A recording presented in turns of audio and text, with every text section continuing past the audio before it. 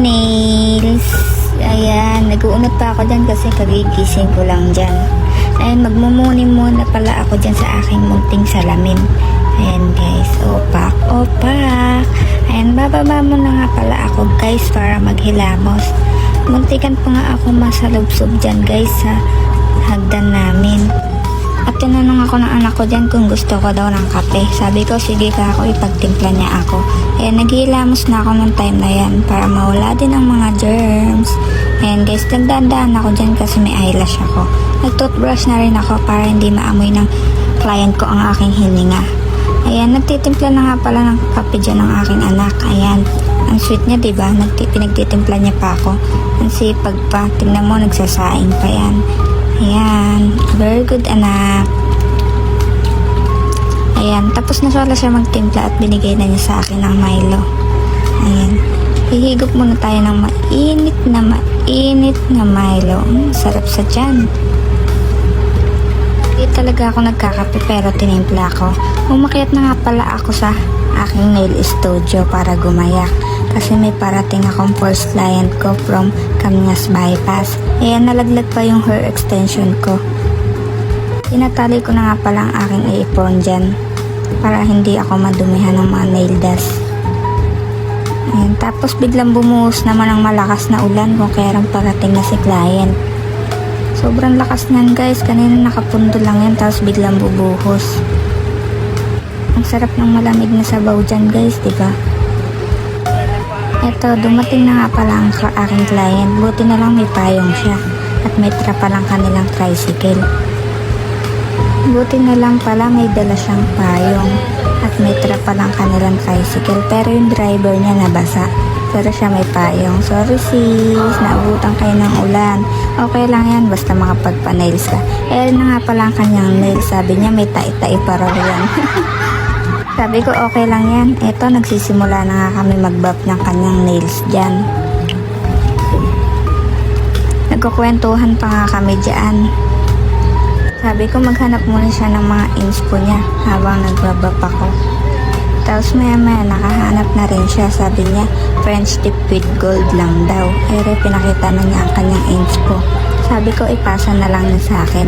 Pero na nga, kakatapos ko lang mag-buff dyan. Gugupitan ko na siya at tatanggalan ng dry skin.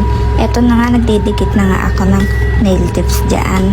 Tinatanong ko nga siya dyan kung naiinitan ba siya. Sabi niya hindi na sanay na ako dyan. Lagi din daw siya naka-nail extension.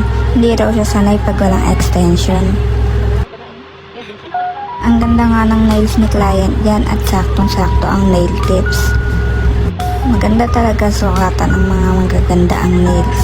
Kailangan guys saktong-sakto ang paglalagay niya ng glue para hindi lumagpas sa ilalim ng kuko ni client. Ayan guys, nagkakat na nga pala ako dyan sa gustong haba ni client. Sabi niya 4 daw, pero mukhang nahahabaan pa siya. Tinatanong niya kung maiksi daw ba ang number 3. O ako sakto lang, konting bawas lang. Sige ayun na lang daw, number 3 na lang para saktong-sakto. Hindi mahaba, hindi na iksi. Ayan guys, nagsishape na ako dyan kasi gusto niya almond shape. Kinakat ko lang yung mga gilid niya para humugis shape. Ayan guys, nagbabab na ako dyan. Tapos mag-nail file na ako dyan. Guys, dahan-dahan lang sa pag-profile.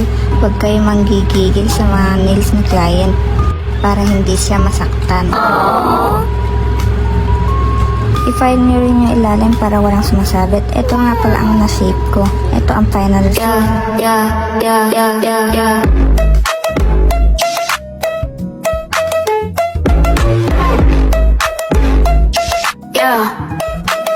You swipe left on my heart like a tied app. Two-step verification but you knew. Dumating na nga ang aking second client. Ito po ang kanyang mga nails. Ang ganda ng pagka-nail bed niya. At hindi rin siya ma-dry skin. Nagsisimula na nga pala ako dito mag-buff. Ito na nga pala ang final.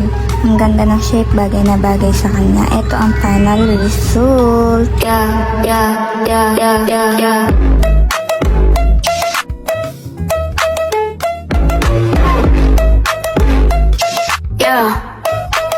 You swipe left on my heart like a Tide app. Two-step. Guys, chill muna tayo habang naghihintay sa third client. 7:30 PM nga pala naka-schedule ang third client ko. Ayan, bigla na siyang dumating at sinalang ko na agad siya. Tapos na pala ako mag-buff dito, hindi ko na napakita. At eto, nalagyan ko na siya ng nail tips. At eto naman guys, kinat ko na siya at sinape ko na rin. At eto na rin pala guys, natapos na ako mag-shape dito at mag-buff. Diba ang linis na? At dito guys, nagde-design na nga pala ako. Ayun yung nail inks po niya, nasa cellphone ko. At dito nga pala guys, umakyat yung asawa ko, sabi ko i-video ako. Nahirapan kasi ako mag-video, pahinto-hinto. Ayan guys, nagtatap coat na ako dyan guys. Patapos na rin kami dyan kasi na 9 PM na po yan. Ayan, naiya pa si ate kasi natatawa sa asawa ko. Ito na ang final result.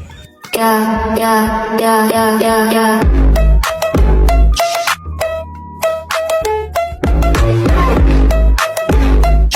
Yeah.